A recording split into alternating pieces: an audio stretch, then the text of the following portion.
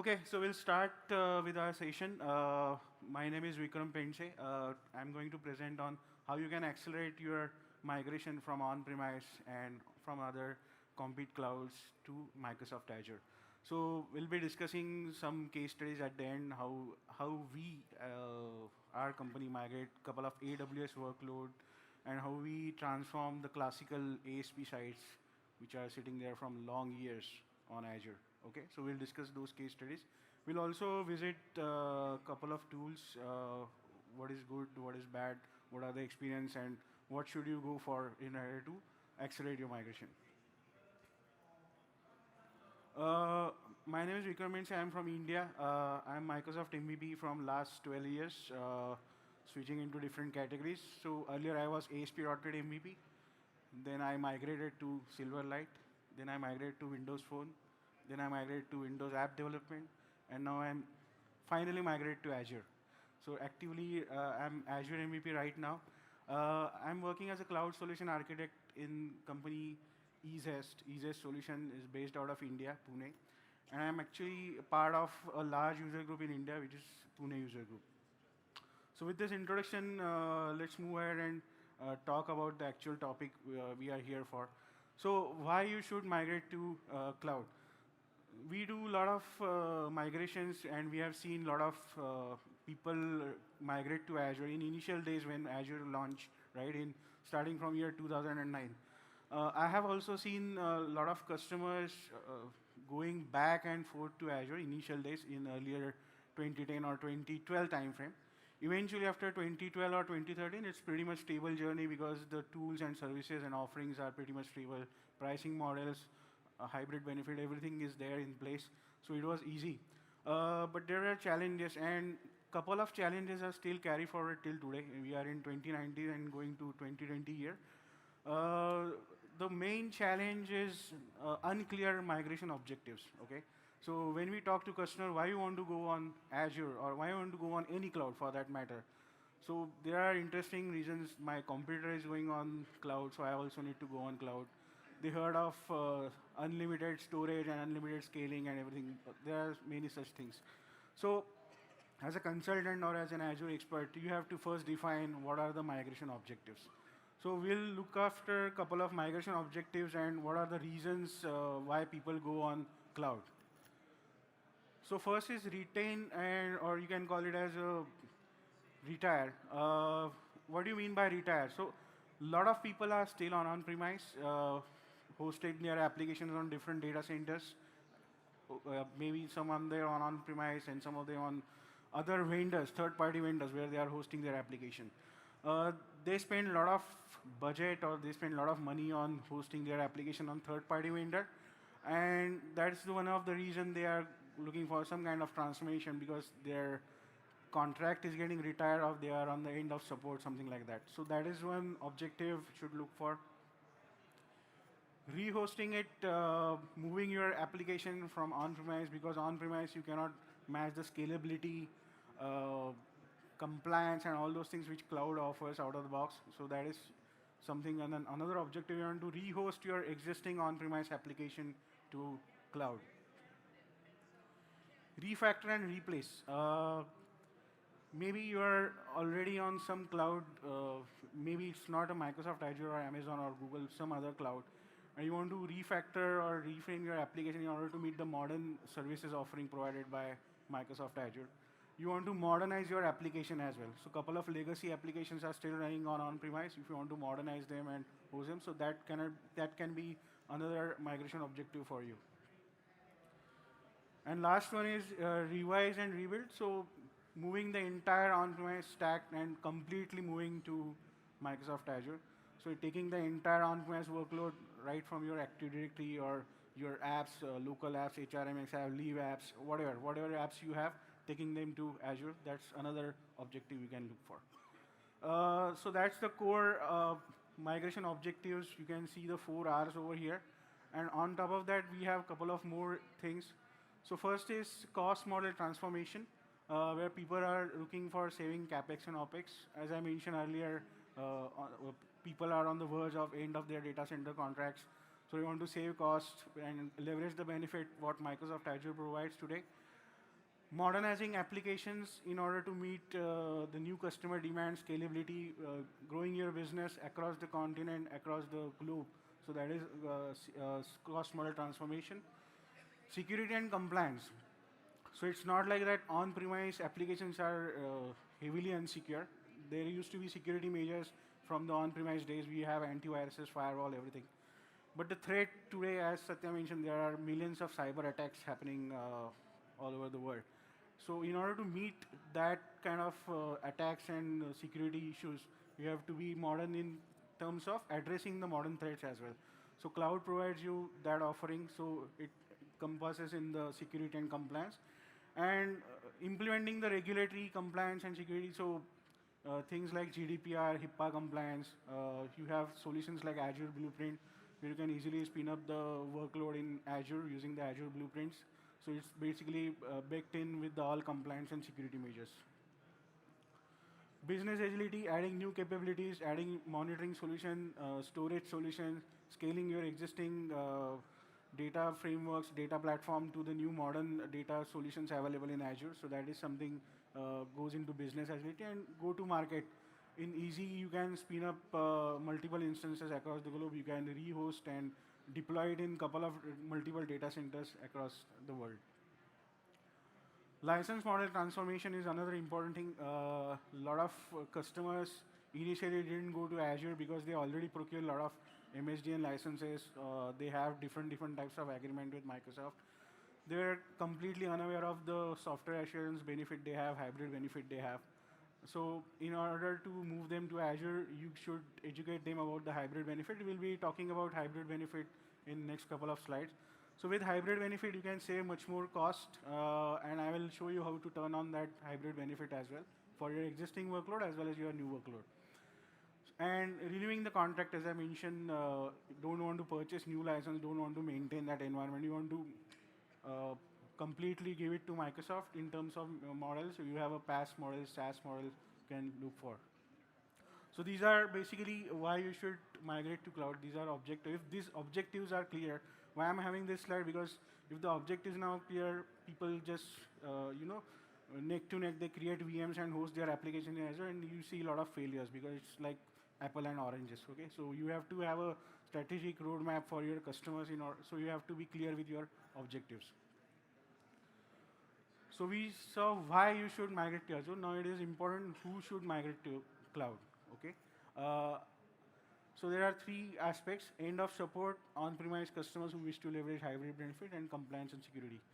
So you can see for you, if you want to go to market and capture the more business, the primary focus area you should look for customers who are running the Windows Server 2008 and SQL Server 2008 workload. So they are your prime customers right now because they are on the edge of end of support. So if you see for SQL Server, it's already ended. It's running on kind of an extended support for Windows Server. It's getting over in the next 2 months, January 2020. So people running workload on Windows Server 2000 and SQL Server use the hybrid benefit and move them to Azure. So it's under end of support. On-premise customers who wish to leverage Azure benefit, there are still millions of boxes running on on-premise, Hyper-V, VMware workloads running on on-premise. You can see around 90% of VMware workloads is on on-premise. So that is another potential customer for you to move them to Microsoft Azure. Azure Stack is one of the other benefit if you want to have that box on your premise. Compliance, security, and better offerings than compete. So compliance and security, as I mentioned, state-of-art compliance, Azure Blueprint, you have all the policies and government services available in Azure. Different pricing models, that is something unique with Microsoft Azure. You have different type of pricing model from CSP to MSP to EA. Do you know CSP, MSP, EA pricing benefits? Do you know what is CSP? Yeah, cloud solution provider. So there are cloud solution provider, managed services provider. You have an enterprise agreement with Microsoft, and each will give you different type of offering in terms of pricing as well as add-on managed services on top of that. So you can procure Microsoft Azure from Microsoft directly under enterprise agreement, or you can go to a partners like us, or there are many partners how you turn it on. So hybrid benefits, you can see up to 40% you can save if you are software assured license. There is one way to check whether you are software assurance or not. You can talk to your Microsoft manager and get whether you have purchased, you have that agreement in place. You can talk to your IT guys and find out whether your licenses are software assured or not. And you, that is something called as retroactive tagging. So with retroactive tagging, you can just turn it on in the configuration. So I'll switch and show you how to do it in a minute. So how many of you are running classic VM workload?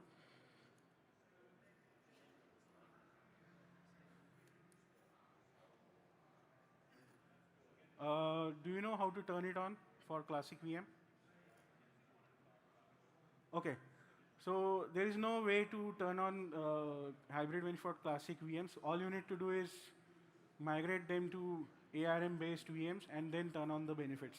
So I have a VM over here, and if you go to settings, configuration, you can see the Azure hybrid benefits over here.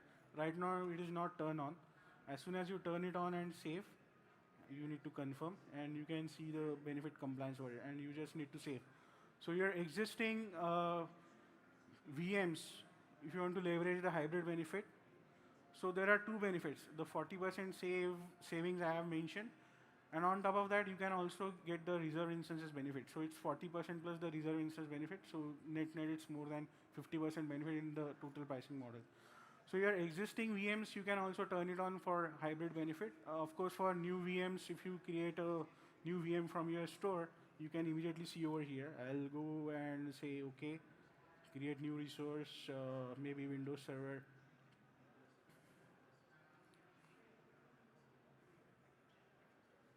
And you can see when you create a virtual machine in the first step itself, it asks you for whether you want to leverage the Azure hybrid benefit or not, or you have licenses, and you just need to turn it on and say confirmation. So there are two ways. While provisioning the new virtual machines, you can do it in this way, or you have already provisioned and now looking for how to do that, you can do it from the configuration settings.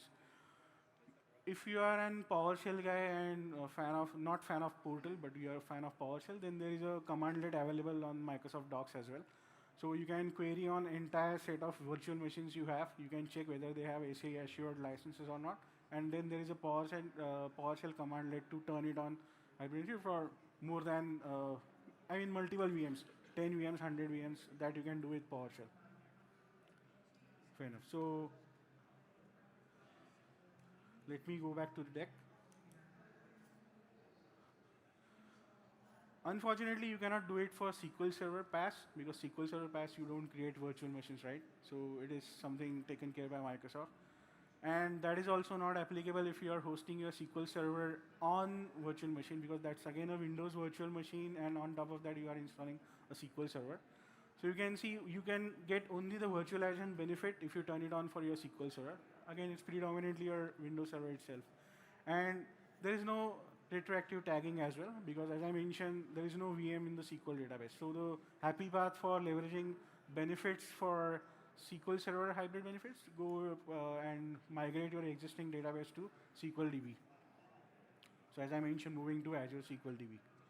And with the Giraum study, you can see there is a benefit. You can see the cost benefit stats over here. These are on the public domain.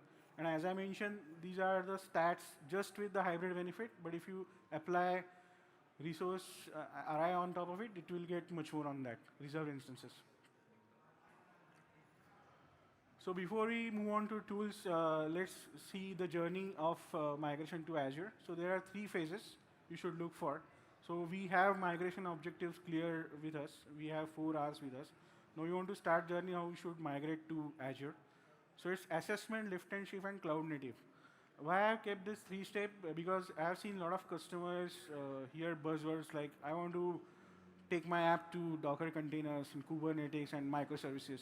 And I have, when I run a questionnaire and just to test the assessment, what kind of expertise and what kind of awareness they have about services, it's shocking and surprising as well, because a couple of people still think that the API apps or the APIs are microservices. So there is a debating topic on microservices. So Some people say our API apps are microservices. Some say functions are microservices. So these kind of debates are there. But in generalized way, to do it systematic manner, coming out of those debates, the three-step strategy will be assessment, because you know where you want to go.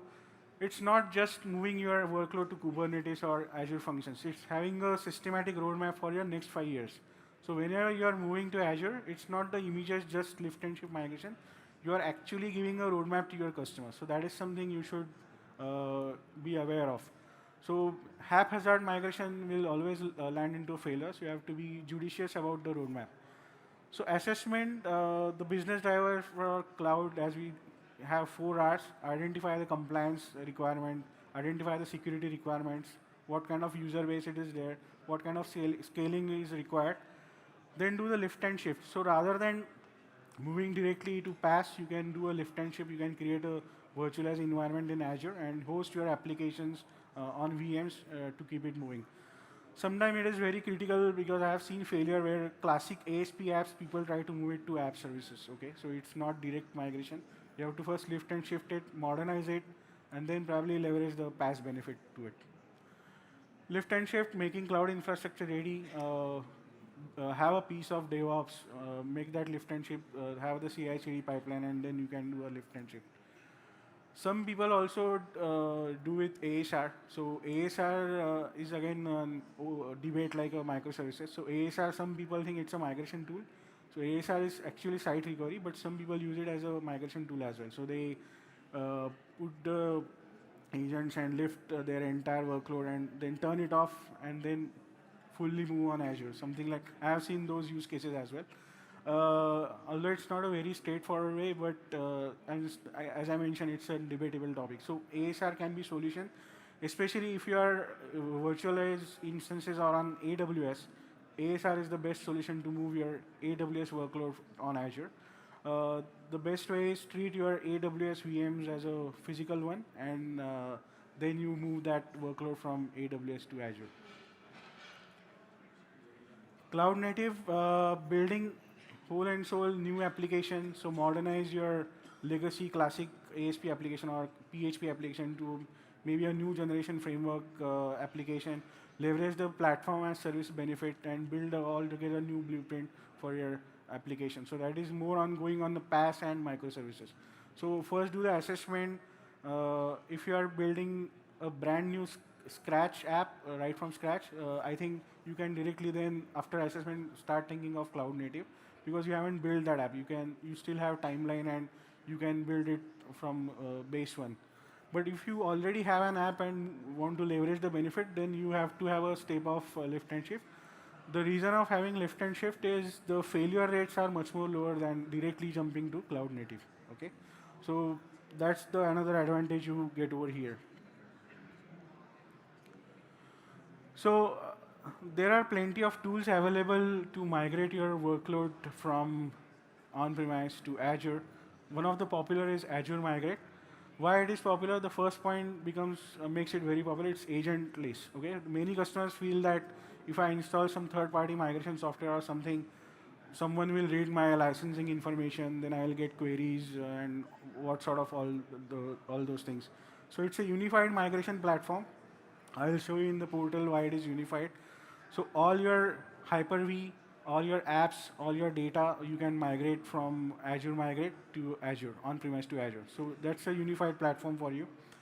Integration with ISP tools. So if you are a service member or a partner who are building a migration tool, you can integrate with Azure Migrate. Microsoft already have done partnership with couple of tools. So if you go to Azure Migrate, I'll show you what are the third-party tools are available over there.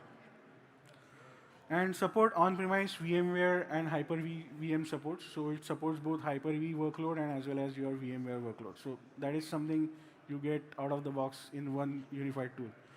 Database migration from SQL Server 2005 to 2017, zero downtime migration. It moves your schema. It does the assessment as well. I'll show you the assessment report, how it looks like. And application migration. So your Hyper-V, VMware, the server workload, your applications, and your data. These are the critical components. So all that can be migrated to Azure with one unique service called as Azure Migrate. So before demo, let's go to the rapid migration to Azure, how it goes. So there are different flavors available earlier. Now they are clubbed under an umbrella of Azure Migrate. So one of them is Cosmos DB migration tool. So moving your existing table storage, SQL storage to Cosmos DB. So you can look for Azure Cosmos DB migration tool. Another one is DMA, Data Migration Assistant, moving your uh, assessment of your RDS for compatibility with SQL Server, whether it can migrate it or not, and moving your migration of the traditional on-prem SQL Server to Azure on-prem. App migration readiness check, I'll show you how it works. It works in online and offline mode. So if you have your customer already hosted your application and you want to do the assessment, you can do with app migration service. And DevOps, formerly known as VSTS, VSO. So Azure DevOps is the one single service. It provides you multiple CI/CD flavors, and you can move your DevOps stacks as well. So I'll quickly move to show you how Azure Migrate looks like.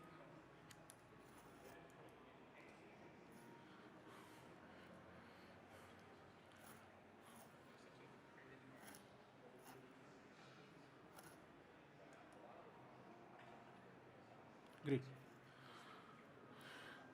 So all you need to do is type Azure Migrate over here, so you can see.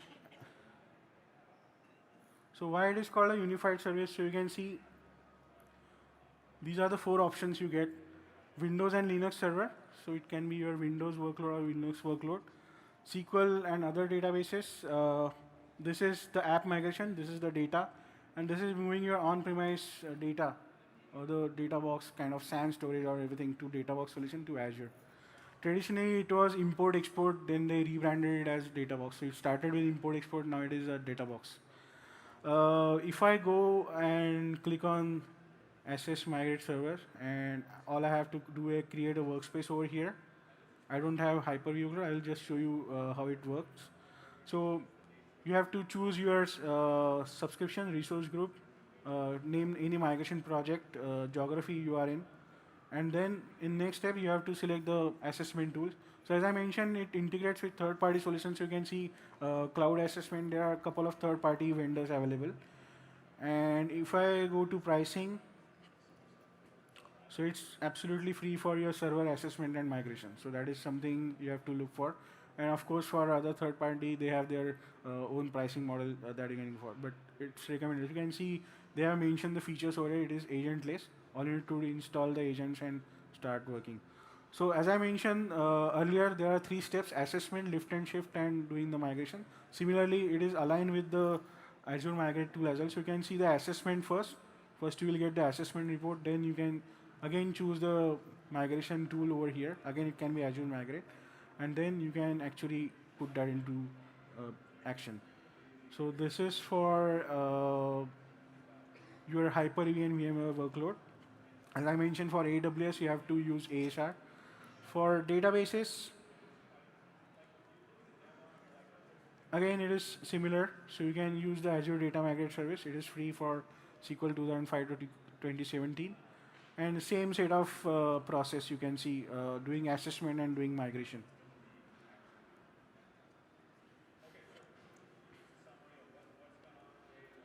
And the standalone applications you can see, this is an offline download if you want to do the assessment. If you are going to an customer and you want to do the assessment, so you can create a new assessment over here, or you can choose a migration. There are two switches, assessment and name any project name. Then you have assessment for IS services, integration services, and database engine. And source type could be your SQL Server or AWS RDS for SQL Server as well. And target, you can choose whether you want to move for SQL Server Azure PaaS, or you want to go on SQL Server as a VM solution, Hyper-V. You can see as a managed instance. These are the four target source. This is for assessment. Similarly for migration. Migration again, target service will be the SQL Server, okay? And you have to choose the source, which is your SQL Server Azure. So SQL Server on-prem to SQL Server in Azure, it can be PaaS or you can be managed instance or on virtual machine as well. And the migration scope is if you want to move only schema, only data, that also you can choose over here based on your requirement.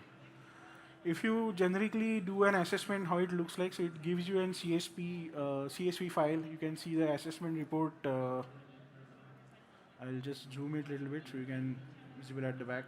So it takes you source, what is the source SQL server, how much time target was Azure SQL database pass, how much time it took for the entire assessment. It depends upon the how much large your database is.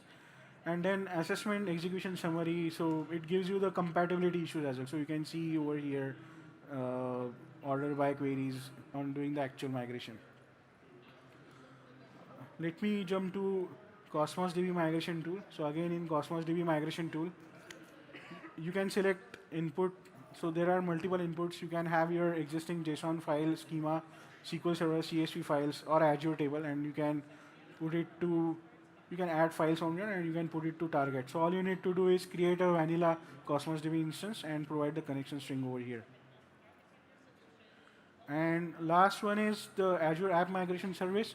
So this is for your application hosted on IaaS. So it detects, once you install it, detects what type of apps you have on your local server, and then you can do the assessment based on that. So you need to select and go for assessment. Then it start doing the assessment and gives you the report error warning, and it gives you a full report. You can export that and use for your building roadmap ahead.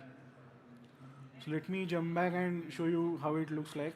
So it's appmigration.microsoft.com. It's online assessment you can do.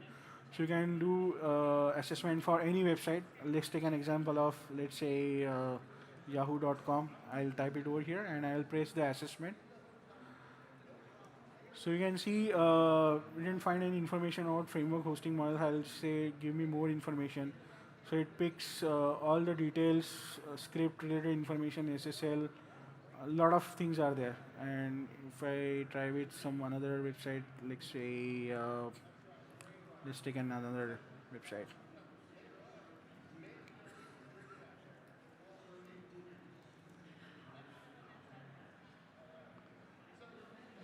So you can see result over here that your site framework hosting manager is fully supported. So now the assessment is done online and you can start migrating right from here. It gives you all the framework information, hosting information, what sort of things you have currently, like CDN, all those things you will have it over here. I'll say show more technologies detected on this site, so you can see more LinkedIn ads and Google marketing, what sort of scripts and everything is placed inside that. So it helps you to build a migration map, how it's going to be and what things will work and what things will not work on Azure. If you go to readiness check, these are the readiness checklist. You have port bindings, which ports application you have on 44380, and protocols, certificates, location tags, ISAP filters, various ISAP filters. If you're running application on-premise, you need to check that. So this is the online version, and if you want to download, you can download it from Azure Migrate service over here. You can do it from here as well, app migration. So let me go back to deck.